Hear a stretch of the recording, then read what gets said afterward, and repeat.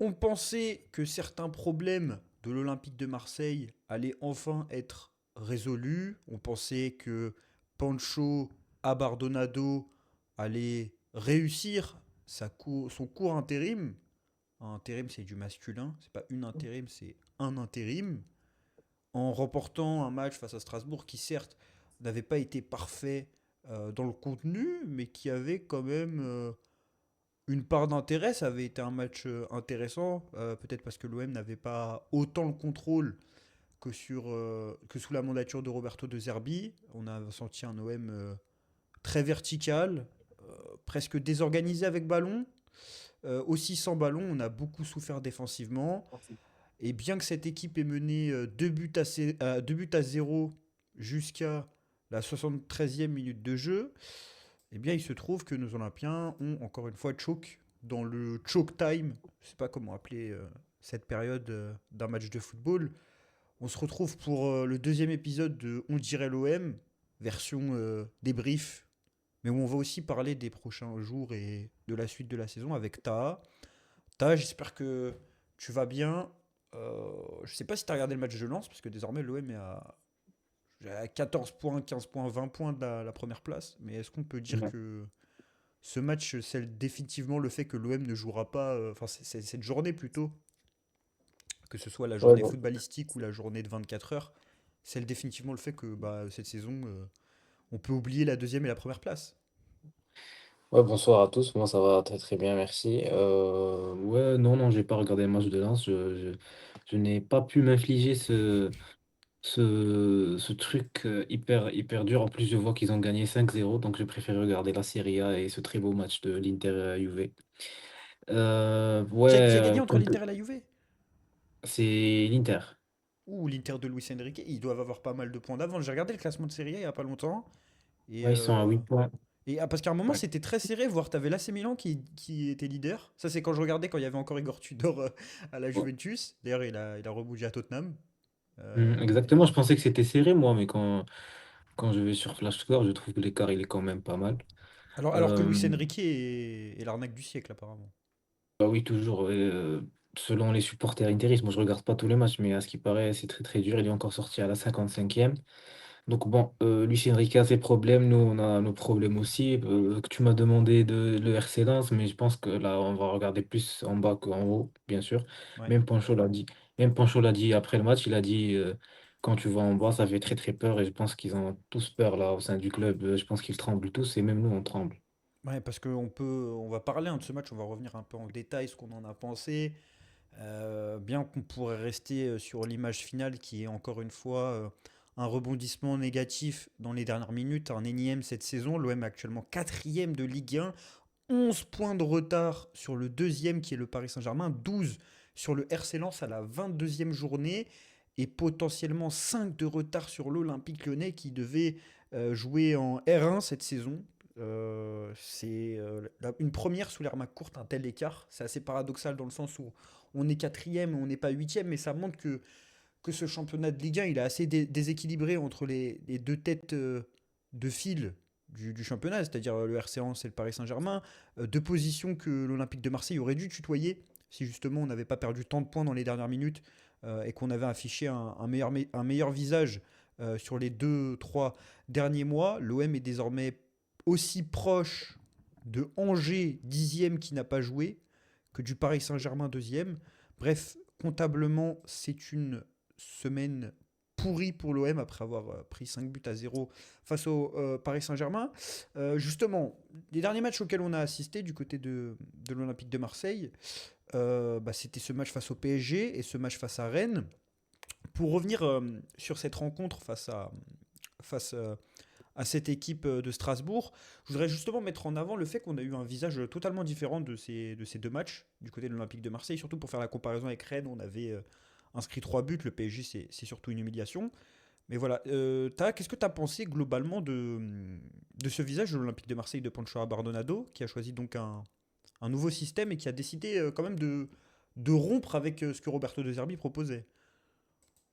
Oui, bah, vu le contexte, genre les banderoles, la grève des supporters, etc., je trouve que Pancho Bordonado, son intérim. on va dire, parce que je m'attends à ce que Habib Beye soit nominé d'ici le prochain match, a été plutôt encourageant. Genre, on a vu des choses, on a vu des occasions, on a eu des buts, on a eu des récupérations hautes. Mais au final, le même sort que les matchs sous Roberto De Zerbi, ces buts à la fin qui nous coûtent plusieurs points. Là, je pense que ça va être 8 points, non? Ouais, quelque chose comme C'est- ça. Quelque chose comme ça, En- dans les il y a, alentours. il y a- il y a Angers, Toulouse, PFC, ça commence à faire beaucoup. Tu peux Je même prendre compte un même pas les trophée matchs. avec le trophée des champions. Ah oui, je compte même pas la Ligue des Champions, etc. Donc ça devient vraiment, genre, vraiment chiant. Pour citer, hein, c'est Rennes 90 plus 1 au tout début de saison, Lyon 87e, Sporting 86e en Champions League, Angers 96e, Atalanta 90e, Toulouse 92e, Nantes 88e, PSG 95e en Trophée des Champions. Les deux seules fois où ça n'a pas eu de conséquences, c'était Angers et Lens. Mais sinon, il y a aussi Liverpool 93e. Bon, là, c'est un alourdissement d'un gros résultat. Le PFC 82e et 93e. Strasbourg à 96e. Ce qui est dingue, c'est que c'est arrivé 12 fois cette saison et que 10 fois, ça a coûté des points. C'est ça qui est assez dingue. Mais justement, pour revenir sur le match, notre ami Pancho Bardonado a décidé de revenir à du classique. Un système qui s'organisait plutôt en 4-3-3. Je ne sais pas si toi tu as identifié un autre système avec Aubameyang sur le côté gauche. Point commun avec sa seule composition à la tête de l'OM parce que celle contre le PSG il y a 2 ans, c'était pas lui qui avait fait la compo malheureusement. Il avait juste fait acte de présence, mais il avait mis Aubameyang à gauche. Je ne sais pas si tu t'en rappelles et Vitinha en pointe. Et ce soir, Hum. enfin aujourd'hui plutôt, il a mis également Aubameyang à gauche, Rouli de retour dans les cages, défense Emerson, Aguerd, Pavard, Wea, Højbjerg, Timber, Nadir, Guiri, Greenwood, Aubameyang. Est-ce que tu as été surpris toi quand tu as vu cette compo? Je pense notamment peut-être au milieu de terrain avec une certaine titularisation. Ouais, ouais, j'étais surpris déjà de voir Nadir parce que je me rappelle même plus de sa dernière titularisation. Je pense que c'était contre Angers. On l'a même pas vu, je pense, après genre, quelques minutes. Mais aussi Aubameyang sur son positionnement à gauche, je ne sais même pas la dernière fois qu'Aubameyang a joué à gauche. Donc voilà, j'étais plutôt surpris, mais il s'est basé sur, on va dire, les cadres et des mecs qui connaissent le club parce que c'était quand même lui qui a marqué 2 buts pour son intérim contre l'Ajax. Donc il a décidé de s'appuyer encore sur Aubameyang et pour Bilal Nadir, pour Bilal Nadir, je pense qu'il a prioriser l'ancienneté ou peut-être même le volume son ballon, mais on va parler après parce que quand Bilal Nadir est sorti, on a quand même pris 2 buts. Ouais, justement, on peut revenir sur le redécoupage de ce match. Je sais pas ce que tu en as pensé. Bon, tu as parlé un peu du contexte déjà, juste pour revenir sur ce qui s'est passé au cours des 13 premières minutes de jeu, parce que l'attention elle était limite plus en dehors du terrain que sur le terrain, surtout que l'OM a eu une entame difficile. Je me rappelle notamment de cette occasion de Panic Shelly, il me semble, qui met la tête sur le poteau d'Orient. Goudo, c'est le Goudo, je Ah, crois. c'était. Je suis désolé, je me suis trompé. Mais bon, il y a eu un poteau et il y aurait pu avoir un premier but de Strasbourg en début de match. Il y a eu ces banderoles à l'encontre de Franck McCourt et de Pablo Longoria, notamment Longoria-McCourt, cassez-vous, en sachant que non seulement Pablo Longoria et Mehdi Benatia étaient en tribune, mais également l'actionnaire américain. Ça a fait un peu parler sur Twitter. Toi, t'en as pensé quoi? Est-ce que tu penses que c'était des banderoles légitimes? Je sais que Ouais, surtout pour McCourt, c'est là où c'est un peu mal passé, j'ai l'impression, sur les réseaux sociaux. ouais, mais désolé, quand tu perds 3-0 à Bruges et tu sors honteusement, tu prends 5 au parc derrière, je pense que les supporters à un moment donné, ils en marrent. Mais c'est vraiment, ces 15 premières minutes, elles étaient vraiment bizarres. Je pense que c'est la première fois où hors huis clos, j'entends le sifflet de l'arbitre au Vélodrome. Vraiment, je vois Ça un faisait gros. match Covid, ça faisait match Covid et ça faisait match huis Ouais, clos, ouais, ouais. ouais. C'était très bizarre. Il y a une grosse bâche, je vois avec un truc rouge. Je dis, ah, c'est ma course, ça. Il parle de ma course, c'est sûr. Bref, de 15 premières minutes, très bizarre. Après, c'était un peu plus mieux pour l'OM. Mais quand on parle des banderoles, justement, est-ce que tu trouves que sur McCourt, c'est légitime? Dans le sens où Ah non, non, moi, je pense que les banderoles sur ma course elles ne sont pas légitimes du tout. Quand tu vois les autres propriétaires des clubs de Ligue 1, quand tu vois à Lyon qu'ils ont failli descendre en, je sais pas, répété depuis le début, quand tu as des autres propriétaires, c'est qui les autres propriétaires de Ligue 1 en vrai? tu as eu Euh, des difficultés, par exemple, avec les clubs que Gérard Lopez a pris. ouais, Tu Gérard as Lopez, cité Lyon. etc. Je pense que ma course, vraiment, c'est genre, il fait le taf, il met le chéquier quand il faut. C'est plutôt les gens qui sont en place en soi. Donc la banderole aurait été plus légitime si elle était vis-à-vis de, comme on peut le penser, de Pablo Longoria. C'est vrai que viser McCourt, c'est quand même Ouais, il est assez souvent étrange. visé, il est souvent visé lui, le pauvre, je trouve. Mais bon, à ce qui paraît, faut assister à tous les matchs et parler football pour qu'on soit un bon propriétaire selon des gens. Mais bon. L'objectif du propriétaire, c'est surtout de mettre de l'argent avant tout. Par contre, celle sur Longoria, là, on peut rien dire. Les résultats sportifs actuellement sont pas peut-être pas en sa faveur. Justement, on a parlé du découpage de la rencontre. Moi, ce que je voulais mettre en avant, c'est une entame compliquée, on va dire, de la première jusqu'à l'ouverture du score en soi de Greenwood. Quoique, il y a 2 3 minutes avant l'ouverture du score de Greenwood où tu vois déjà des premières transitions. Tu comprends tout de suite que le jeu est plus vertical, notamment au niveau des sorties de balle. On n'hésite pas à balancer, on n'hésite pas à sauter des lignes. Tu comprends également que défensivement, l'organisation n'est pas parfaite. Par contre, quand tu presses haut, tu vois que tu récupères des ballons. On est d'accord qu'on n'est pas fou et on a vu clairement un changement avec l'OM de Roberto De Zerbi dans les intentions, c'est-à-dire qu'on allait directement vers l'avant et on n'hésitait vraiment pas, encore une fois, à sauter des lignes et à avoir un jeu beaucoup plus direct. Ouais, ouais, on n'est pas si foufou que ça. On a laissé le ballon à Strasbourg. On a attaqué quand il fallait, des passes verticales, plus de duels, d'impact au milieu. Euh, on n'a pas hésité à jouer très rapidement, là, comme le montre le premier but. Je pense que c'est Aubameyang qui récupère, il met vite une passe pour Guiri qui contrôle et puis qui sert Greenwood. Donc, quand ça va mal, Poncho a dit que revenir aux bases, c'est-à-dire du jeu direct, ne pas se casser la tête, et même les sorties de balle, j'ai en tête des sorties de balle avec Emerson, avec Haggard qui fait un petit dépassement de fonction, et voilà, donc du jeu simple sans se casser la tête. Et cette période justement qui va démarrer avec le but de Greenwood, elle ouvre une période du match qui est assez ouverte. On voit beaucoup de duels au milieu de terrain justement comme tu l'as dit. Je pense que on peut le chronométrer de cette 14e minute de jeu jusqu'à la moitié de la seconde mi-temps, j'ai envie de dire, où l'OM a commencé à baisser le pied. Peut-être que c'était une question physique, peut-être que c'est aussi lié au remplacement. Il y a notamment ce double changement avec l'entrée d'Igor Paixão à la place de Aubameyang qui faisait un très bon match. Également l'entrée d'Imad Abdelli qu'on pourra identifier en facteur. Mais justement, on va revenir sur cette période qu'on peut qualifier de période positive du match.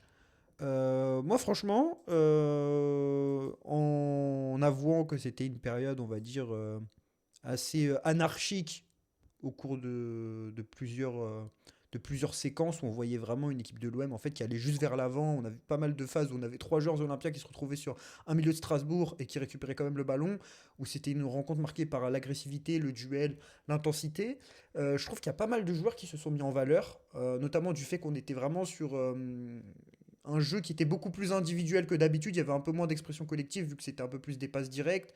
Notamment un joueur comme Aubameyang qu'on a vu se mettre en valeur. Je me rappelle d'une séquence où il fait un joli contrôle et derrière il lance Guiri et Guiri ne frappe pas directement mais ça aurait pu donner une occasion de but. Mason Greenwood également. Pour revenir sur Aubameyang, il y a également une séquence où il frappe. Je sais plus c'est également c'est à quelle minute et c'est repoussé par le gardien. Euh, dans ce bordel qu'on a vu, c'est vrai quand même que moi, j'ai trouvé que ça changeait de Roberto De Zerbi, où on a l'habitude d'avoir un OM où on a une approche très collective, où on redouble des passes, beaucoup de passes vers l'arrière, justement pour trouver le décalage. Là, c'était pas du tout le cas, ça allait vers l'avant. Est-ce que toi, ça t'a plu, ou tu penses que c'était juste, bah, en fait, pour le show, il avait pas trop d'idées, il s'est dit on va faire un truc simple, on va juste aller vers l'avant dès qu'on va le pouvoir. Oui, oui, ça m'a plu. Genre, quand tu vois le contexte, le nouveau système, les joueurs qui retrouvent un nouveau système, etc., je trouve qu'on a fait un bon match. Tous les joueurs, je pense qu'on ont fait un bon match. Il faut dire que Strasbourg n'est pas une équipe de clowns, même s'ils étaient, je pense, sur trois défaites de suite en Ligue 1. Mais ils ont des joueurs qui jouent ensemble plus que nous, des Gueladoué, Morera, Enciso, des très bons joueurs. Et face au gros, c'est vraiment une bonne équipe. Je ne sais pas si tu as vu le match contre le PSG Mm, à la Méno. Ils ont vraiment fait un très bon match, même s'ils ont perdu. mm. Et donc voilà, on a fait notre match. On n'a pas forcément brillé, bien sûr. Je m'attendais même pas à ce qu'on brille. C'est logique dans un contexte comme ça, hostile, etc. Mais je pense que j'étais très très serein franchement, après le 2-0, même quelques minutes avant le premier but strasbourgeois, je me voyais déjà gagner et fêter la victoire.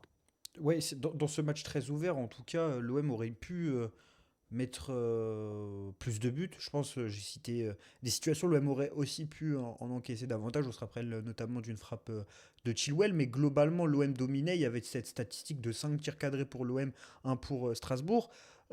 Justement, sur cette grande partie du match, on va dire peut-être dire la moitié du match, ou un peu plus d'un tiers, est-ce qu'il y a des joueurs que tu as envie de mettre en avant de par leur performance individuelle et de la manière dont ils ont brillé? On a notamment Guiri qui a mis un but, une passe D. Je sais que tu voulais parler de Timber. Qu'est-ce que tu as pensé du Mm. match du Néerlandais au milieu de terrain? Pour moi, je le dis à l'avance, selon moi, c'était l'homme du match. Ouais, Timber, j'ai trouvé vraiment top. Première mi-temps, il était vraiment bon, mais je pense au début de deuxième, il a encore mis un coup sur l'accélérateur, récupérer les ballons, distribuer, etc. Je pense qu'il a été vraiment très bon. On l'a vu un peu dans un rôle différent à ce qu'on a vu les derniers matchs sous des Derby où il jouait un peu avec Højbjerg en pointe basse et Timber un peu plus haut, mais là, je l'ai senti dans le corps du jeu encore meilleur. J'ai bien aimé aussi le match d'Emerson. Franchement, je trouve qu'il a été très bon. Mais malheureusement, à Jusqu'à. la fin du match, exactement. À la fin du match, il fait cette erreur fatale, mais j'ai trouvé vraiment très bon. Il s'est pas fait passer quasiment et malheureusement, cette erreur arrive. Est-ce que Mason Greenwood, t'en as pensé quoi également? Ah Je pense oui, que c'est oui, dans oui, les Greenwood. Olympiens à valoriser. Oui, Greenwood, bien sûr, il ouvre le score en plus. J'ai trouvé que c'était un bon match de Greenwood. Début de deuxième mi-temps, je trouvais que il pouvait voler sur le terrain. Donc voilà, c'était Greenwood, c'est notre meilleur joueur, il a été bon. Mais malheureusement, encore une fois, ses buts font que tout tombe à l'eau. On l'a trouvé un peu plus libre que d'habitude, du fait que c'était un peu un football rock'n'roll, où on pouvait très rapidement passer de l'aile gauche à l'aile droite. On avait des passes assez directes, notamment lui qui pouvait aller chercher Aubameyang, Gouiri qui pouvait aller le chercher directement.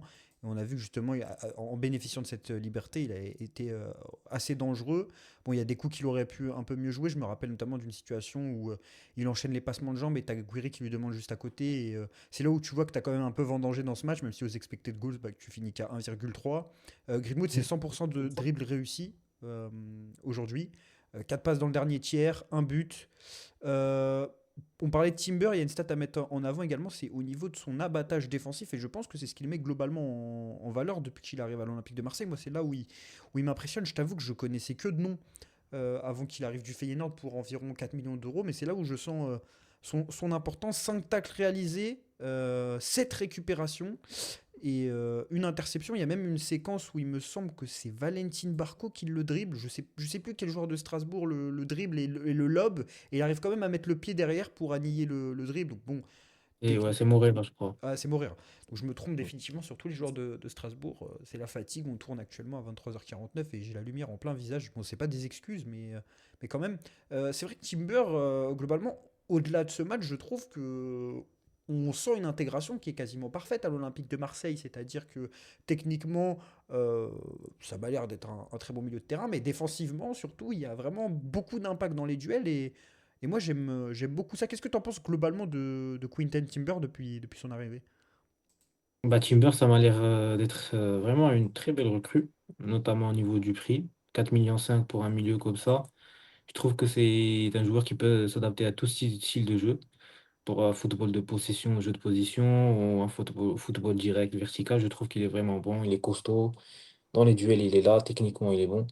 Donc, sur ce coup, franchement, je trouve que la direction a fait un bon coup et je m'attends au meilleur. Ouais, c'est vrai qu'on a un visage qui est globalement très positif depuis son arrivée. En y repensant, là, je suis en train de regarder la composition, mais je suis en train de me dire qu'on n'a pas vu forcément dans le 11 de départ des individualités qui étaient vraiment en dessous. On en parlait en off, tu me parlais de Naïef Aguerd. Euh, on a vu un Naïef Aguerd qui a été assez bon. On a vu beaucoup de projections, notamment en début de match. On l'a vu ne pas hésiter à faire des courses. On peut même penser à Geronimo Rulli. Bon, le penalty, on peut revenir dessus parce que il renvoie la balle dans ses cages, mais il fait un arrêt décisif juste avant ça. Euh, c'est vrai que si on parle des joueurs qui étaient sur le terrain, peut-être Bilal Nadir, je sais pas si tu as envie de dire quelque chose là-dessus, mais c'était globalement positif. Bilal Nandir, je vais dire en première mi-temps, je l'ai senti un peu en dessous par rapport à ses collègues, mais Bilal Nadir, je trouve que son ballon, vraiment, il a été important en deuxième mi-temps. même si avec ballon, j'ai trouvé un peu en dessous. Je sais pas si tu as en tête l'action où il récupère le ballon et il remet dans l'axe au joueur strasbourgeois. Il l'a fait deux fois, je crois. Ouais. Mais, euh, mais pour quelqu'un qui court et qui ratisse les ballons, qui distribue est propre techniquement, je pense pas qu'on avait beaucoup d'options comme ça sur le banc. C'est un des rares Et- joueurs au milieu de terrain, en vrai, quand tu regardes l'effectif, qui a du coffre. Parce que là, quand exactement. tu regardes les profils, bon, Nwaneri, aurait été un peu suicidaire de partir avec un profil offensif, surtout que sur la compo, c'est quelque chose qu'on peut mettre en valeur. Il y a assez de joueurs offensifs. Et surtout, on a vu Mm. la différence avec Imad Abdelli. Ouais, exactement. C'est ce qui pose la question de est-ce que fallait vraiment changer Bilal Nadir, mais ouais, c'est facile à dire quand tu encaisses le but, un but assez chanceux aussi, on va dire. Même si Imad Abdelli doit faire mieux un peu dans l'impact, mais quand tu fais rentrer Imad Abdelli, tu t'attends à plus de contrôle, chose qu'il a très bien fait, je pense. Au cours du match, il était propre techniquement, je crois qu'il n'a pas perdu un ballon. Sur les corners, les touches, etc., quand il fallait perdre du temps, il était présent, mais Un genre de contrôle, malheureusement, c'est le joueur de contrôle qu'on ouais, attendait. joueur de contrôle, je trouve qu'il a fait son taf. Si tu lui demandes des choses qu'il ne sait pas faire, genre comme tacler, courir et On a vu pousser, qu'il a été repris là-dessus. Mais c'est vrai ouais. que enfin, pour moi, il y a un double changement qui colle. Déjà avec une tendance qui était en cours dans le match, c'était le fait que l'OM plongeait un peu physiquement et que l'OM commençait un peu à être assiégé par cette équipe de Strasbourg. On a vu notamment des individualités faire la différence. Je pense notamment à Nanassi Mhm. qui fait une très belle entrée de leur côté. Godot également qui est monté en puissance. Panicelli qui commence à être un peu plus chiant sur ses appels et à faire un peu chier Geronimo Rulli. Mais il y a ce double changement, du coup, la sortie de Pierre-Emerick Aubameyang que j'ai quand même envie de mettre en valeur dans ce match parce que dans un football qui était un peu plus direct, où on le recherchait un peu plus dans les grands espaces, j'ai vu le Aubameyang que j'aime voir, c'est-à-dire un joueur qui n'est pas dérangeant dans son équipe sur le plan technique, qui au contraire arrive à dynamiser les attaques et qui arrive également à être dangereux parce que, comme tu l'as rappelé tout à l'heure, c'est lui qui fait l'avant-dernière passe sur le premier but de Mason Greenwood, mais on l'a également vu inquiéter cette équipe de Strasbourg avec plusieurs initiatives. Je vais regarder la statistique au niveau des tirs, mais il me semble que les deux tirs qu'il met sont, enfin, font Cadre. mal. Il me semble il y en a qui sont cadrés. Je vais regarder exactement combien. Bah, deux tirs cadrés, donc 100% de tirs cadrés. Et même globalement, j'ai trouvé un Aubameyang intéressant dans le jeu, ce qui n'est pas toujours le cas cette saison, même lors de son premier passage à l'Olympique de Marseille. Surtout, je trouve que c'est pas son poste, son meilleur poste. Genre, pour un mec qui a 37 ans, je pense pas que mettre Aubameyang sur l'aile gauche soit la meilleure solution. Moi, j'étais pas d'accord sur ça concernant la compo de Pancho. Mais même Euh, défensivement, tu vois, même défensivement, moi, j'ai trouvé impliqué, tu vois.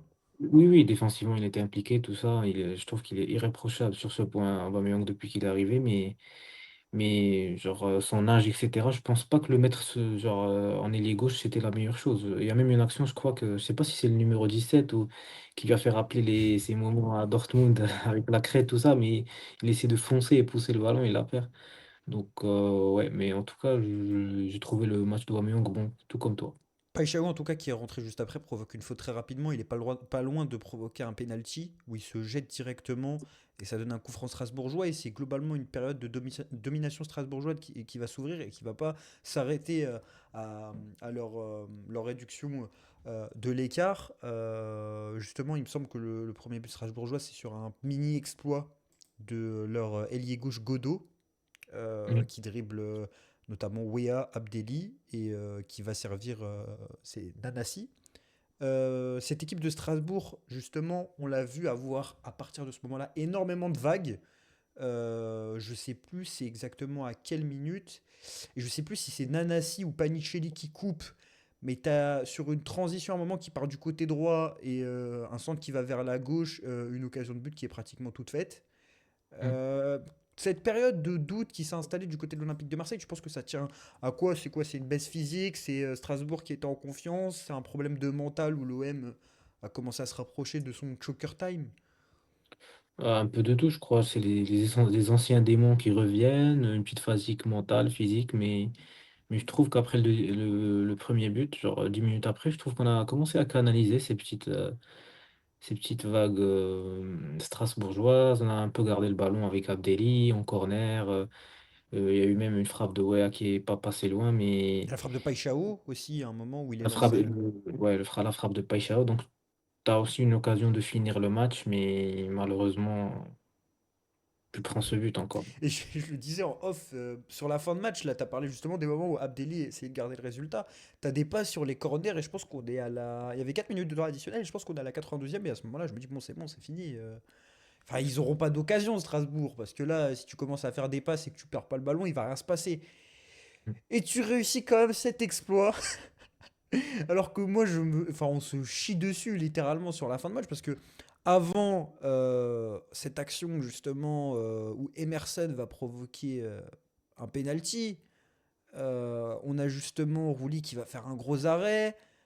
Les quelques secondes avant cette action, on a des centres strasbourgeois qui font extrêmement peur. Et finalement, c'est quand on se dit, bon, c'est fini, Emerson va dégager, le match est terminé.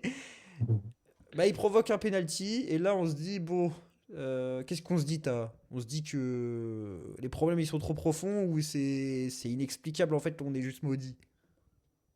Bah, je vais parler pour aujourd'hui. Je trouve que je vais dire qu'on est maudit. Parce que quand tu vois le premier but, c'est pas une action, c'est un ballon qui passe entre les jambes de Pavard, et c'est Nanasi qui va tirer, le ballon qui va rebondir sur Hubert, qui va lober Rouli. Et le deuxième ballon, comme tu as dit, c'est un ballon anodin. Genre, Emerson il prend un tout petit peu de retard, il veut dégager, et t'as Yacine qui coupe, et du coup qui provoque le péno. Donc, c'est difficile à expliquer. Ils ont dit que c'est un problème de coach. Là, on a eu un nouveau coach, on va dire effet de nouveau coach, etc. Mais ça peut C'était être pas quoi en ça. vrai? Enfin, c'est pas, là, du coup, même quand c'est des Herbiers, on peut pas. Enfin, qu'un truc se reproduise autant, on peut pas dire que c'est le coach, mais c'est Ouais. quoi? C'est un manque de professionnalisme, c'est un manque de concentration. Je pense par exemple sur une situation, tu as Benjamin Pavard qui fait un geste défensif et qui célèbre comme un malade sur la fin de Ouais. match. Il me semble que c'est juste avant en plus l'action du penalty. Enfin, en fait, à quoi on peut attribuer ça? Là, j'ai mis sous mes yeux les matchs qu'on a cités tout à l'heure sur lesquels on a été impacté. J'ai l'impression de voir le tweet toutes les semaines sur le compte du média. Mais à chaque fois, c'est. En plus, c'est pas un but qui te tue le clean sheet et tu menais 2-0 ou 3-0. C'est des buts qui font perdre des points et qui font que justement aujourd'hui tu es quatrième de Ligue 1 au lieu d'être à la lutte avec le PSG et le RC Lens. Et qu'en plus, ça arrivait dans d'autres compétitions, que ça t'a coûté un titre. Et qu'à chaque fois, ça semble grotesque. Et on se demande, en fait, est-ce qu'ils retiennent les leçons? En fait, Euh, c'est difficile à expliquer. Je pense pas que les joueurs trichent ou sont. En tout cas, aujourd'hui, j'ai pas senti que les joueurs ont triché. Genre, au contraire, je trouvais qu'ils se donnaient à 100%, etc. Mais je pense que mentalement, il y a quelque chose qui cloche. Parce que je sais pas si tu as vu la séquence quand on met le troisième but contre Rennes et Neuer qui prend Medina, ils se Ouais, crient ouais, je me entre eux. rappelle, ouais. Ouais. Encore cette séquence aujourd'hui au Pancho, quand on marque le deuxième, il y a tout le monde qui saute sur lui comme si c'était déjà fait. Pavard qui, quand il dégage sur la même action où on prend le péno, il commence à crier avec le virage. Donc, je sais pas, c'est difficile à expliquer. Genre, je fais des trucs paranormaux en vrai, inexplicables, je sais pas. Pour revenir à des trucs un peu plus rationnels et qu'on peut un peu plus expliquer, je voulais parler de l'entrée d'Imad Abdelli parce que du coup elle a été un peu critiquée sur les réseaux sociaux. Toi, notamment, tu as fait un tweet dessus en expliquant que bah, fallait s'y attendre.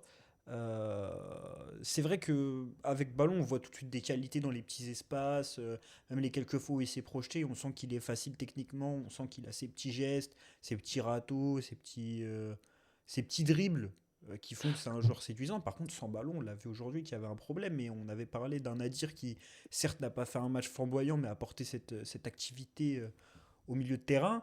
Euh, Quand on voit le match que tu fais avant et le déséquilibre que les entrées de Païchao et d'Abdelli provoquent, on peut quand même se poser des questions sur la manière dont on peut organiser défensivement cette équipe quand tu vois que bah, au milieu de terrain, tu n'as pas forcément beaucoup de profils qui t'assurent à la fois une stabilité défensive et qui contrebalance aussi avec une forme de créativité. On peut peut-être parler de Vermieren qu'on n'a toujours pas vu on se demande aussi pourquoi il est resté en janvier si c'est pour ne pas le voir alors qu'on avait ces rumeurs potentielles de départ à Galatasaray. Mm. Moi, je sais pas ce que t'en penses, mais le fait que tu aies eu un match assez chaos, quand je dis chaos, c'est que c'était pas extrêmement organisé comme Roberto de Zerbi et c'était un peu dès qu'on avait le ballon, on allait vers l'avant. Quand on l'avait pas, on allait vers l'avant. C'était droit au but, c'était n'importe quoi. Ça a dû effrayer certains, ça a peut-être procuré du plaisir aux autres qui ont été habitués au contrôle. Moi, personnellement, avoir un OM un peu tout feu, tout flamme, avec, contrairement au match sous l'ère de Zerbi, beaucoup plus de séquences où tu sautes des lignes, beaucoup de renversements de jeu, beaucoup de courses également, individuelles, balle au pied. Je sais même plus ce que je voulais dire. Je suis en train de m'endormir pendant que je parle. Mais voilà, justement, le fait d'avoir eu un match assez foufou, ça a mis en valeur quand même des individualités. Ça a montré qu'il y avait des individualités dans cette équipe, dans cet effectif qui avait de la qualité.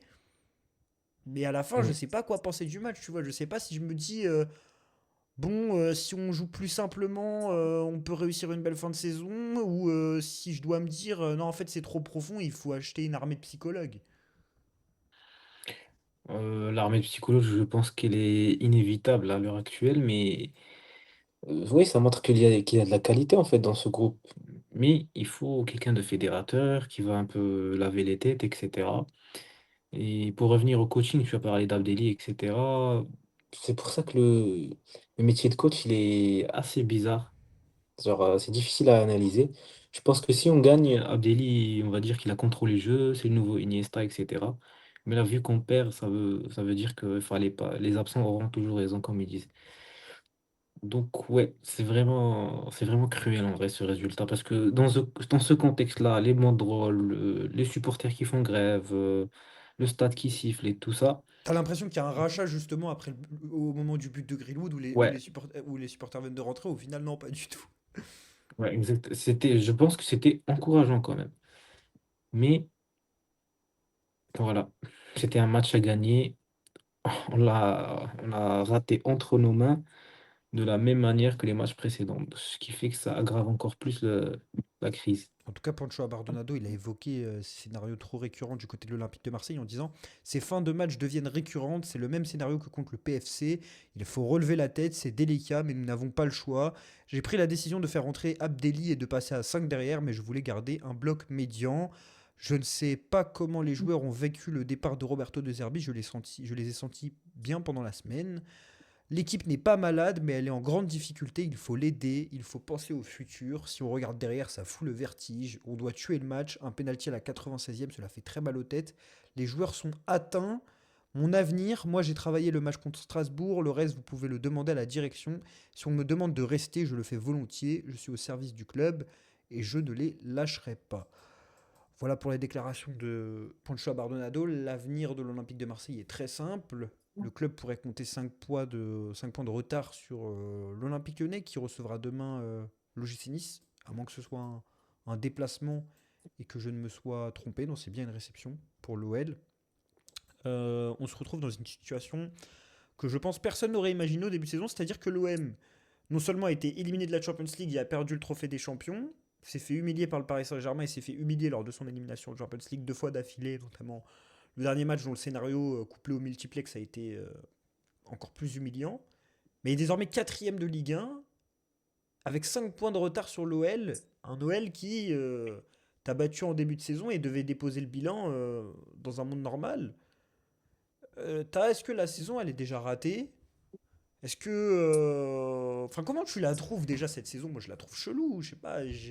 J'ai rarement vu une saison comme ça à l'OM. C'est-à-dire que même quand ça allait bien, qu'on n'était pas si loin du PSG, je trouvais que la saison était très chelou et j'avais très peu d'intérêt pour cette saison. Et là, j'ai l'impression qu'on est en train de partir sur une saison de crise qui ne dit pas son nom. Je sais pas comment. Enfin, je la trouve très bizarre. Je trouve qu'on est rapidement passé d'un extrême à un autre. C'est-à-dire de gagner des matchs de Champions League contre Newcastle à. Je sais pas, avoir Ouais, des banderoles rouges dans les tribunes. ouais, je la trouve vraiment paranormale. Elle illustre complètement le contexte de l'OM.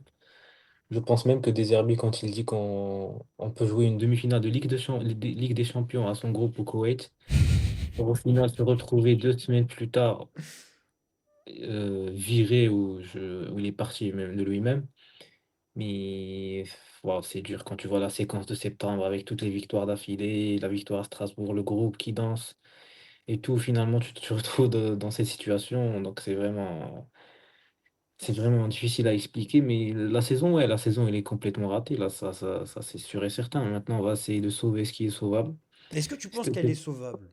C'est-à-dire, est-ce que devant ce match, est-ce que devant la semaine qui vient de se passer, tu dis dans ta tête, il y a un monde où tu peux encore sauver cette saison, genre. Et qu'est-ce que ce serait sauver cette saison, surtout? Sauver, on va dire top 3. Mais si tu fais top 3 plus Coupe de France, c'est un peu plus que sauver. Je sais pas ce que tu en penses. Bah, et moi, sur le papier, top 3 plus Coupe de France, les objectifs, l'objectif du club, officiellement, c'est top 3. Ouais, Donc ça veut dire que tu réussis une qualif en Champions League, deuxième d'affilée pour la première fois depuis longtemps, et toute Coupe de France, tu prends un trophée. Au début de la saison, tu me dis ça, je signe. Maintenant, le truc, c'est exactement. qu'il le truc, c'est qu'il y a eu beaucoup d'humiliation, je trouve, cette saison. Il y a eu une manière. Bon, après, ça dépendra beaucoup de ce que Habib Bey va faire. Mais sincèrement, la saison, elle a quand même un goût bizarre, tu vois. Je sais pas comment expliquer. En vrai, c'est une Ouais. des saisons les plus cheloues de l'Olympique de Marseille depuis très longtemps. Non, en fait, normalement, tu as soit des saisons qui sont catastrophiques du début à la fin. Par exemple, tu prends la saison Gattuso, Jean-Louis Gasset, ou même si tu as l'Europa League qui te fait rêver, tu sais que tu la gagneras pas l'Europa League et c'est plus une bouffée d'oxygène dans une saison en Ligue 1 où t'es cata. Et puis tu as les saisons qui sont bonnes, c'est-à-dire que voilà, tu fais top 2 top 3 enfin souvent deuxième, on finit souvent deuxième, et qui te tiennent en haleine jusqu'à la fin malgré des éliminations, notamment en Champions League. Mais pas une saison comme ça où tu es à la fois top 4, donc ça veut dire que tu joueras un barrage à la fin de la saison et tu es quasiment pratiquement sûr d'être top 4 parce que Lille derrière, ça se casse la gueule. À voir si Rennes va revenir avec l'arrivée de Francaise et si l'OM va complètement s'arrêter de prendre des points, ce qui n'est pas non plus à exclure. On pourrait imaginer un scénario catastrophe.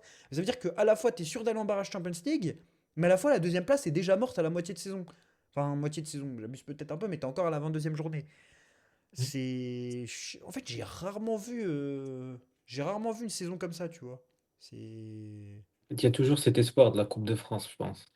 Je pense vraiment l'objectif numéro un là, des dirigeants, des joueurs, c'est la Coupe de France. Pour le podium, je trouve que c'est complètement jouable. Derrière, ça, c'est pas la folie non plus quand tu vois Lille qui sont dans une crise de résultats ou même Lyon, même ils sont dans une sérieuse série de victoires, mais avec l'enchaînement des matchs en Europa League et les blessures, j'espère ou j'imagine qu'ils vont quand même laisser des points. Il y a quoi comme équipe encore derrière? Rennes, ouais, Rennes, mais ils ont quand même un peu de retard Je vais mettre le classement justement. Ouais, Rennes, par rapport à nous. Strasbourg, 31 points, donc ils sont à 9 points de l'OM. Strasbourg, quand même, 9 points, c'est pas rien, 9 points. Typiquement, Donc, si tu gagnais ce soir, tu t'assurais la Coupe d'Europe l'année prochaine, puisque tu aurais eu quasiment 12 points d'avance sur Strasbourg. Donc tu vois, tu disais au revoir Strasbourg et Monaco, ce qui est quand même ce que tu dois considérer, parce qu'aujourd'hui, tu as trop de points d'écart avec la deuxième place pour encore y penser. Et si tu veux définitivement penser à la troisième, il faut que tu arrêtes, faut que tu empêches ceux qui sont derrière toi de penser à toi. Sauf ouais, qu'aujourd'hui, Lille, et c'est ça qui est complètement dingue, c'est qu'ils ont gagné aucun de leurs 6 derniers matchs. Et ben ils sont plus proches de toi. Enfin, ils seront pratiquement aussi proches de toi que toi de Lyon si Lyon gagne demain. C'est ça que je trouve complètement dingue. C'est-à-dire qu'on a deux équipes derrière qui gagnent pratiquement aucun de leurs 6 derniers matchs. Ok, Rennes a battu le PSG vendredi soir. Et qui sont toujours aussi proches de toi. C'est là où tu te dis, est-ce qu'à un moment donné, tu vas pas devoir regarder derrière, tu vois? Si, si, ouais. si Lille enchaîne, si Rennes enchaîne à un moment. Après, attention, on a la chance d'avoir, je pense, un calendrier meilleur que les autres parce on reçoit Lyon, on reçoit Lille, euh, on reçoit Rennes On aussi. va à Brest vendredi. Ouais, tu vas à Brest vendredi, donc je pense sur le papier, on a un calendrier plus facile par rapport aux autres, même si pour moi le calendrier ne vaut plus rien cette saison, vu le nombre de points qu'on a perdu contre les petits. Donc, ouais, c'est En, un truc à hmm. voir. En tout cas, le calendrier imminent, il va être crucial. Déplacement à Brest la semaine prochaine. Si tu ne gagnes pas et que Lyon gagne dimanche contre Nice, je pense qu'on pourrait peut-être même se dire que la troisième place, c'est fini. Justement, Lyon, tu les joueras juste après au Vélodrome, après avoir perdu le match aller. Ça devrait être le deuxième match d'Habib Bey dont on va parler dans un instant. Et puis après, je déteste cette expression parce qu'à chaque fois qu'on l'a dit de cette saison, on a perdu. Mais le match le plus important de la saison. De toute façon, je pense qu'à partir de maintenant, le match le plus important de la saison, c'est le prochain tour de Coupe de France. Ouais, Mais la réception de Toulouse, que tu vas jouer 2 fois. J'imaginerais la gueule du match si tu perds contre Toulouse au Vélodrome en Coupe de France et tu dois aller là-bas, mais Ah oui. je crois que personne va regarder le match et tout le monde. Je pense que si on perd en Coupe de France, je pense que beaucoup de gens vont couper la saison. Personnellement, je pense qu'il y a un monde où je coupe la saison. Ah ouais, quand tu vois l'ambiance aujourd'hui, si on perd en Coupe de France contre Toulouse, moi, je m'attends au pire, hein. Je m'attends à un envahissement de terrain, des trucs de Parce fou, hein. là, je suis en train de regarder, mais il y a rien après. C'est-à-dire que la Ah saison, oui. au-delà d'un déplacement à Monaco et de la réception de Lille, t'as pas un match sexy, tu vois. T'as genre du Mm. Nice, mais Nice, ça joue le milieu de tableau. Tu leur as mis 5-1 au match aller. Enfin, il y a pas d'enjeu, en fait. Et en fait, la saison de l'OM, elle peut se terminer le 4 mars. C'est dingue quand même. Et n'avoir absolument aucun intérêt. Et c'est là où on va en venir à Habib Bey, mais J'espère qu'il sait j'ai un éliminer maillot de tout, Youssef Belaïli, je sais pas si tu le vois. Numéro 8 de la CAN 2022. hein. C'est d'ailleurs un de mes plus grands Quoi, traumatismes quoi, footballistiques, la CAN 2022. j'imagine. Je sais pas si tu t'en rappelles. Mm. Je me rappelle aussi d'un Maroc-Égypte en quart de finale de cette CAN. Terrible. Terrible. Je me rappelle des frères, c'était des frères Mahé. Ah oui, c'était une sombre époque, on va dire. Les mecs qui regardaient pas le Maroc avant la Coupe du Monde 2022. Mais tu sais que j'ai jamais compris comment le Maroc est passé d'une équipe. Je la trouvais un peu bancale à la CAN 2022. Enfin, genre, non, c'était une bonne équipe, mais tu vois, c'était pas une équipe qui pouvait avoir un buzz comme Ah le ouais. Maroc l'a eu.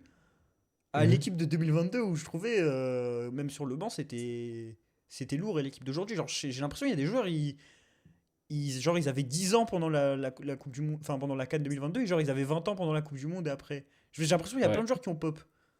Ouais, on peut dire merci aux binationaux, on va pas se mentir, hein. Ah, c'était des Parce que, binationaux qui n'avaient pas fait leur choix, la plupart.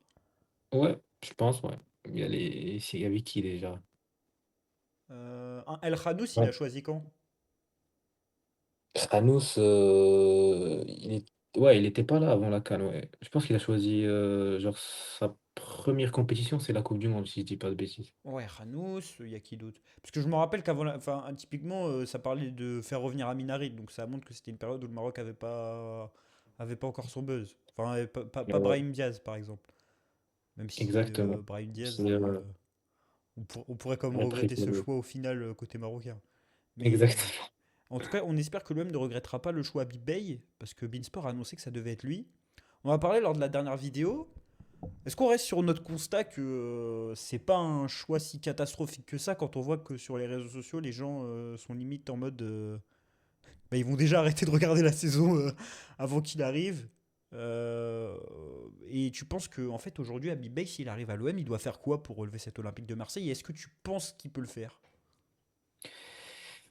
Bah, après le match de ce soir, ça m'est encore confirmé que Habib Bey sera l'homme de la situation parce que pour un mec qui ne connaît pas le contexte de l'OM après le match de ce soir, je pense qu'il est capable de péter les plombs dès ses premiers matchs. Donc, heureusement qu'on a un mec qui a été capitaine, qui connaît la Ligue 1, qui connaît bien l'OM, qui a identifié les manques de l'OM, j'espère. J'espère qu'il le fait en ce moment. Donc oui, je trouve qu'Habib Bey est l'homme de la situation. Comment il va passer cette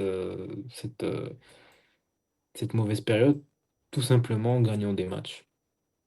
Avec le premier à Brest vendredi. Mais tu penses que en fait là si t'es coach de l'OM tu fais quoi? Parce que je me dis limite il faudrait avoir quelqu'un qui a des qualités de psychologue. En fait, je me dis, là, tu vois, dans la situation actuelle, ce serait quoi le coach idéal pour l'OM? Quand tu vois que les mecs, ils perdent tous les matchs dans les dernières minutes, que défensivement, il y a un problème. Bon, après, pour le choix Bardonado, il fait 3 matchs à la tête de l'OM, il prend 3 buts contre l'Ajax, il en prend 5 contre le PSG, il en prend 2 contre Strasbourg. Je pense pas non plus qu'il ait des grandes qualités de coaching en la matière. On en avait parlé d'ailleurs de ses qualités sur coup de pied arrêté, où c'est lui qui s'en occupe et l'OM marque pratiquement jamais. Bon, respect quand même parce que on n'a pas perdu. Mais au final, tu fais un point sur son intérêt. Mais globalement, sur ces 3 matchs d'intérêt, mais il n'a pas gagné un seul match. Mais en fait, il faut quoi? Est-ce qu'il faut un mec qui fasse de la calinothérapie, qui chouchoute les joueurs? Est-ce qu'il faut ce que beaucoup de supporters aimeraient, mais un mec qui les traite comme des chiens? Genre, je sais pas, là, il faut quoi en vrai à l'OM? C'est la question que je me pose, tu vois. Genre, Hum, si tu me dis dans un mois, c'est quoi le scénario idéal avec Habib Bey? C'est quoi? C'est un Habib Bey qui arrive en mode. football séduisant, c'est Habib Bey qui gagne juste ses matchs, qui est dur avec les joueurs. En fait, c'est dur à dire parce que si Habib Bey vend ses qualités sur Canal et diverses émissions, etc., c'est pour les montrer là. Il a redressé Rennes l'année dernière. Ils ont réussi à se maintenir. Coach qui chouchoute ou coach fédérateur Gattuso, je pense que le premier match où il arrive, il en prend 4 par Monaco, si je dis pas de bêtises, non? Non, non, non, non, il perd 2-1, je crois, ou 3-1, mais on marque en premier, c'est tout ce dont je me rappelle. Mais on perd, on perd. Ok, ok, donc Et ça après, n'empêche pas de perdre. après, il fait 2-2 contre Brighton dans les dernières minutes, je crois. Ah, ok. Donc voilà, ça n'empêche pas de prendre des buts et de perdre des points. Ou tu joues la Jean-Louis Gasset, ou tu essaies de redonner confiance aux joueurs, etc. Et ça a bien marché. Donc je sais pas, on va laisser ça à Habibé, c'est lui qui va être payé, c'est lui qui vend ses qualités tous les jours sur Canal. Donc moi je suis là, je lui fais confiance et on verra ce que ça donne. Moi, en y réfléchissant, d'ailleurs, je vais projeter un tweet qu'on a fait sur le parcours de Habib Bey en tant que coach. Je me dis que vraiment, je me demande si la différence dans le travail que va faire Habib Bey sera pas plus managériale que tactique, dans le sens où je sens vraiment un groupe qui a besoin de confiance. Ou même là, on va se poser la question juste après, mais je me pose la question du 11 type. Je pense qu'il y a beaucoup de possibilités et je vois pas quelqu'un venir et en fait juste mettre les joueurs à leur poste et se dire que ça va marcher parce que par exemple en défense tu peux très bien jouer avec Aguerd Balerdi comme Pavard Medina. Tu peux très bien jouer à 3 comme à 4 derrière parce que De Zerbi était quelqu'un qui changeait beaucoup de composition et de système. Mais est-ce qu'un mec qui rompt avec De Zerbi, qui est un peu plus proche des joueurs en tant qu'ancien joueur, c'est bizarre de dire ça parce que De Zerbi aussi a été un ancien joueur, mais vu que lui il est français et qu'il a moins cette image peut-être de génie tactique qu'a De Zerbi, malgré le fait que en termes de management, il a aussi un management à l'italienne, quoi. Je sais pas comment expliquer, mais il est aussi très proche de ses joueurs. C'est pas quelqu'un de distant qui fait uniquement sa compo. Et en fait, je sais pas qu'est-ce qui pourrait changer à l'OM. Tu vois, je me demande même en style de jeu à quoi on doit s'attendre. Dans le dernier, enfin, dans le premier podcast, on dirait l'OM. Toi, tu avais parlé du fait qu'il avait repris la suite de Sampaoli. Est-ce qu'on se dirige vers un truc qui ressemble plus à ce que Abardonado a fait, c'est-à-dire du pressing, de la verticalité, Mm. ou à revenir sur les bases de deux Zerbi? Toi, tu ferais quoi à sa place, toi? Si t'étais coach, t'as pas tes diplômes. T'as malheureusement pas tes Bah, diplômes, mais tu veux voir quoi en gros là? Tu veux voir quoi? Tu ferais quoi? Euh, tu, tu penses qu'il doit tenter quoi? Tu penses qu'il doit être en mode pragmatique? Je vais juste gagner mes matchs, je dois aller chercher ma Coupe de France. Je dois un peu enflammer la fin de saison et faire un peu de jeu, amener un peu de folie. en fait, un mix des deux, redonner la confiance aux joueurs, euh, les laisser libres à leur poste, etc., avec un peu plus de pragmatisme pour les fins de match, comme on a vu dernièrement. Apprendre un peu à verrouiller tout ça. Mais je pense qu'il aura vraiment une mission commando, le pauvre Habib Bey. Euh, Parce que je pense que là, le mal est assez profond quand tu vois le nombre de fois où tu prends des buts, etc. Mais je sais pas. Pourquoi les dirigeants prennent déjà Habib Bey? Il y a des gens vraiment qui ont peur, qui disent oh, Habib Bey il va jouer en 5-3-2 comme on n'est pas à Rennes ici, blablabla. Je pense que Habib Bey n'est pas ce type de coach. Je pense que c'est un mec qui va s'adapter à cet Surtout que effectif.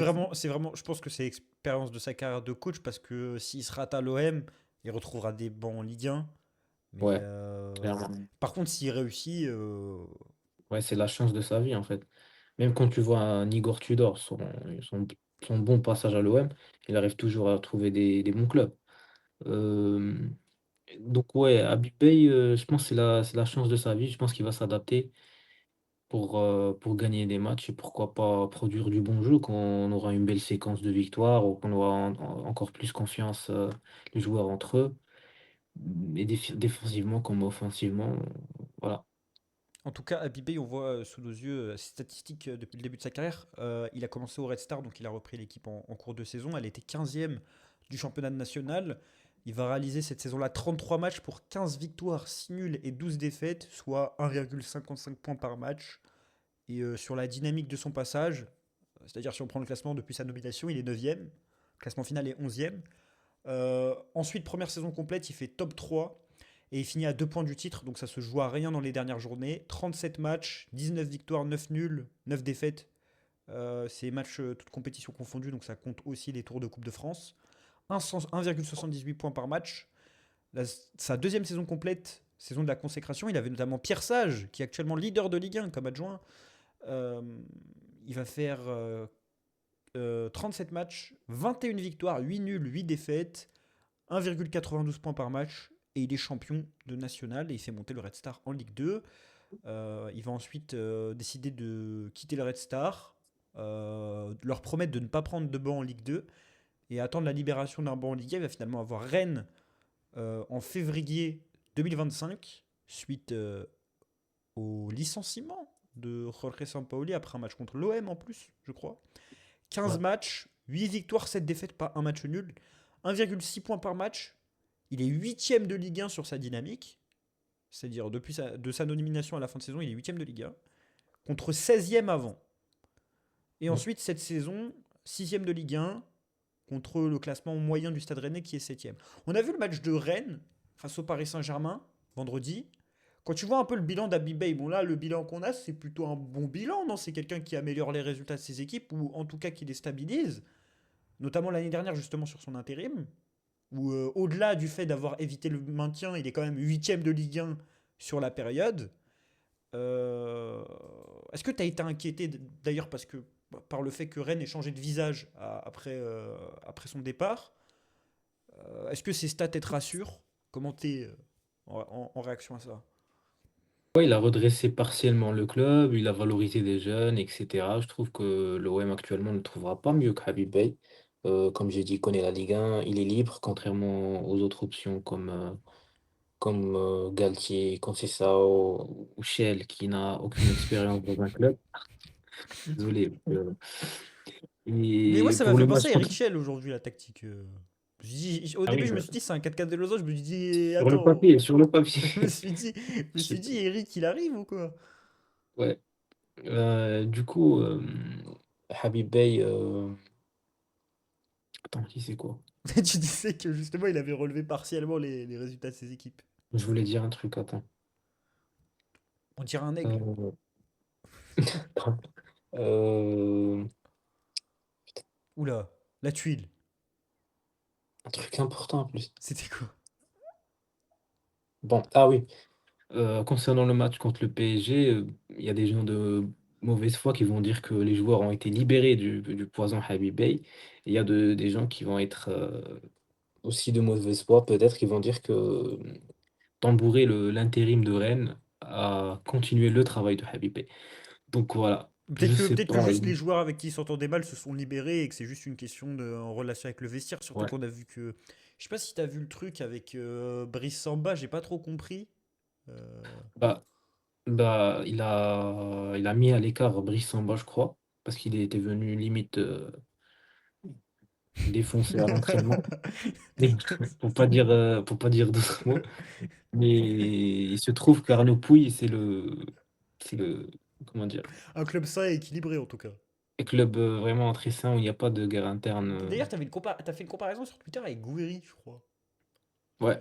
En fait, moi, je comprends pas les gens qui disent que Habib Beye, vu qu'il vient de Rennes, ouais, Rennes, ils sont 8e, voilà, il est nul, le ramenez pas, c'est le Benassia, c'est les copains, c'est le répertoire. Mais d'un coup, quand Gouiri, il est sur le banc avec Saint-Pauli, avec Rennes, c'est le meilleur neuf de Ligue 1, mais qu'est-ce qu'il faisait à Rennes? Mais Il y avait les mêmes non, c'est pas. discours, ouais, autour de Ouais, Gouiri. En fait, c'est un club qui fait généralement sous-performer ses bons éléments. Tu prends même des mecs comme Rafinha, alors des mecs qui ouais, étaient ouais. mauvais à Rennes et qui ont réussi après dans d'autres clubs. Bon, pour les coachs, on peut peut-être prendre Bruno Genesio avec qui à Rennes sur la fin c'est pas bon et à Lille ça démarre très bien et c'est même bien à Lille jusqu'à cette saison. Mm. C'est vrai qu'on peut se poser la question. En tout cas, je voulais finir cette vidéo. On a donc débrief le match face à Strasbourg pour commencer à inaugurer l'ère Habib Beye en espérant que ce soit lui bien lui le coach parce que imagine on a une surprise lundi et c'est je sais pas Xabi Alonso. C'est le mec qui rêve trop. Je pense qu'il y a plus. Il y a plus de Ah, chances à ce non. que ce soit Eric Schell que chez Alonso. Mais, mais là, tu vois, si on devait se mettre à la place d'Abby Bay, c'est-à-dire nous ce qu'on ferait, mais aussi ce qu'on imagine qu'il pourrait faire, je pense qu'il partirait sur quel système avec l'équipe qu'on a actuellement si on devait faire le 11 type de l'OM pour la fin de saison. Bah, je vais dire pas trop de changements par rapport à aujourd'hui. Peut-être pas Aubameyang en 4-3-3 ailier du gauche. coup, Ouais, 4-3-3. Classique, Wea, Emerson, Aguerd. Je redonne une chance à Pavard. avec Rouli dans les cages du coup. Avec Rulli, ouais, dans les cages. Du Donc, Højbjerg. donc quand tu dis je redonne une chance à Babar, c'est-à-dire que tu ne veux plus voir Balerdi titulaire. Ah oui, Valerdi, pour moi, Ok. je sais pas ce qu'en pensent les gens dans les commentaires, mais moi, je suis un grand fan de Valerdi. J'ai un maillot floqué Valerdi, malheureusement. Je l'ai Il avait une longtemps otite. défendu, mais il avait une otite, mais ouais. Mais même avant l'otite, il avait quelque chose d'autre. Il était nul. Donc, Pardon. c'est- donc Pavard, Euh, Aguerd, pas de Medina. non, pas de Medina. Tu vois, moi, je comprends pas comment on peut se débarrasser autant de Medina, même si. Attends, si tu veux Medina, tu sautes qui? En fait, je me dis, est-ce que Aguerd, on peut pas le forcer axe droit et mettre Medina axe gauche? Parce qu'en fait, moi, je mettrais mes deux meilleurs centraux et je ferais ça, tu vois. Je sais pas si c'est. Ouais, mais à voir s'il met pas une défense à 3 comme il faisait à Rennes. Genre Medina, Aguerd avec Pavard. Ah, pour moi, Pavard, il doit plus jouer. Je peux plus. Ouais. Je peux plus le voir. Tu Mais vois, le même, il y, a souci, il y c'est a qu'il a. même une question par rapport à l'option d'achat, je crois. Je suis Faut. d'accord avec toi. Le souci aussi, c'est qu'il n'a pas les mêmes défenseurs qu'Aren. Quand tu vois Ait Woodlal, comment avec ballon, il arrive à gagner des mètres, des Jérémy Jacquet, qui d'autre? Des Alidou Seydou et des Lilian Brassier, avec tout le respect que j'ai pour Lilian Brassier. Mais avec ballon, pour faire avancer le ballon, il n'est pas dégueu. À voir. Mais pour moi, je pense qu'il va s'adapter à cet effectif et Mais justement, le qu'il. fait qu'ils connaissent la Ligue 1, il pourra nous mettre un Medina qui est quand même un. Ça reste un bon défenseur. Bon. Donc toi, tu partirais. On reste à 4 ou on bascule à 3 du coup? Non, moi, je reste à 4. Ok, donc Medina sur le banc quand même. Ouais, Medina sur le banc. Emerson latéral gauche. Et puis après, la question se pose au milieu de terrain, parce qu'aujourd'hui, on avait un milieu de terrain qui avait marché. On est d'accord qu'on part avec Højbjerg 6. Mhm. Højbjerg, je pense, et Timber sont obligatoires. La question du troisième milieu va se poser. Toi, tu partirais avec qui sachant qu'on n'a pas non plus pléthore de joueurs à ce poste-là. C'est difficile à dire.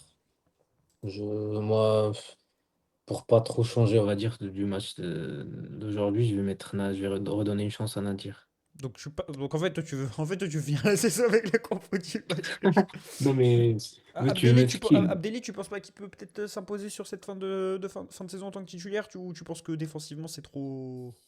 Si, trop... c'est complètement possible, mais moi, c'est ce que j'essaie de rentrer dans la tête de Bey. Quand tu vois un milieu Rongier, Madi Camara, et qui d'autre au Ouais, milieu du encore? coffre quoi. Des gens qui ont Ouais, du du corps, coffre. hein. Du corps. Et en attaque, on resterait également sur le même trio qu'aujourd'hui ou tu vois peut-être Paixao Ouais, je vais mettre Paixao quand même. Il a Paixao. coûté 35 millions. Un peu plus de vitesse, etc. sur les côtés. Donc je vais mettre Paixao, Guiri et Greenwood. Ok, donc un 4-3-3 pour finir la saison. Toi, tu proposes. C'est l'équipe. Est-ce que si tu devais proposer ton équipe, si tu étais entraîneur, Hmm. tu proposerais cette équipe ou tu proposerais autre chose?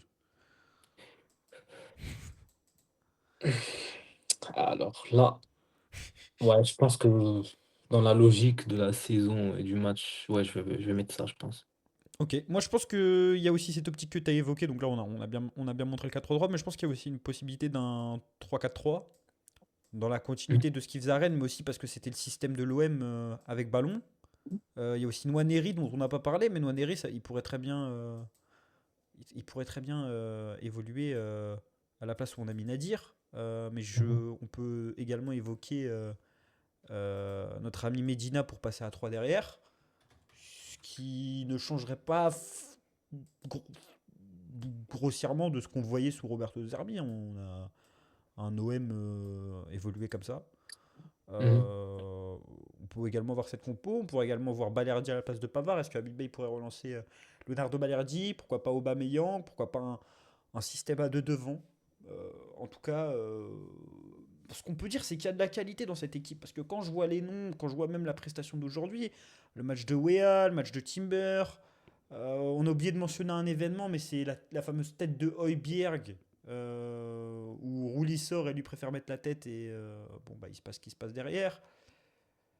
Mais t'as quand même de la qualité. On a vu le match de Greenwood, on a vu le match de Guiri, le match d'Oba, Emerson, malgré le penalty en fin de match. Donc on peut pas non plus, je pense, partir dans l'optique que bah, c'est mort, mort, mort. Parce que quand t'es à 2 matchs d'une finale, je suis désolé, mais cette équipe, elle a largement le niveau pour aller chercher la Coupe de France. Et elle a largement le niveau pour aller chercher la troisième place. Et en fait, là, ce qu'il faut faire sur cette fin de saison, c'est qu'il faut empêcher la catastrophe. Mais j'ai l'impression qu'empêcher la catastrophe, c'est aussi sceller une saison réussie. Si tu fais troisième plus Coupe de France, c'est une saison réussie. Sur le papier, il y aura eu des déceptions parce que quand on aura vu le fil de la saison, qu'on avait battu le PSG en septembre, quand Champions League, on avait rivalisé avec des grosses équipes, que même ce trophée des champions, tu l'as répété plusieurs fois, mais c'était un des meilleurs matchs de la saison contre l'équipe qui avait gagné la Coupe d'Europe. Voilà, on aurait pu faire bien mieux, mais je suis désolé. Enfin, il y a large moyen de faire mieux que sauver une catastrophe. Qualification de Mhm. Champions League plus Coupe de France, on signe tous au début de saison. Alors là, en plus qu'on a plus de Zerbi et qu'on a Habib Bey, En fait, c'est ça le paradoxe. Là, actuellement, on va dire que c'est une saison honteuse, catastrophique, mais dans quelques mois, ça peut vite devenir une saison légendaire, bah, inoubliable. un trophée, je suis désolé, c'est légendaire Ah pour l'OM, oui, bah oui, bah oui. Un trophée, bien pour sûr. l'Olympique de Marseille. Bon, Tara, je te remercie énormément pour ce deuxième épisode de On dirait l'OM. Je sais pas si on se retrouve cette semaine après la conf de presse d'Habib Bey. euh, Peut-être. ou même avant le match contre Brest. C'est en tout cas le prochain rendez-vous pour l'Olympique de Marseille. Match vendredi, on a hâte. Mhm. Comme dit sur Twitter. Je sais pas si les gens n'ont pas compris, mais il y a eu 200 réponses quand même au C'est tweet. ironique, les gens, hein. Il y a 600 likes. D'habitude, on fait pas autant en plus Ouais, mais quand tu Twitter vois pour le les nombre de matchs. commentaires le nombre de commentaires qui est le tiers des likes, ça veut dire que On va rigoler. On a Chavins qui nous dit bah non. Euh, Inch'Allah, une belle défaite de notre ami Fethi OM, qu'on salue. Euh, bon, bah, on se donne rendez-vous pour le prochain épisode. Il sera un peu plus joyeux là. On a tourné tard. On aura aussi peut-être plus d'éléments avec l'arrivée de notre ami Habib Bey. Encore une fois, n'hésitez pas à vous abonner, à liker la vidéo. Si vous nous avez écouté sur Spotify, à vous abonner au podcast. Et puis on se dit à la prochaine et allez l'OM!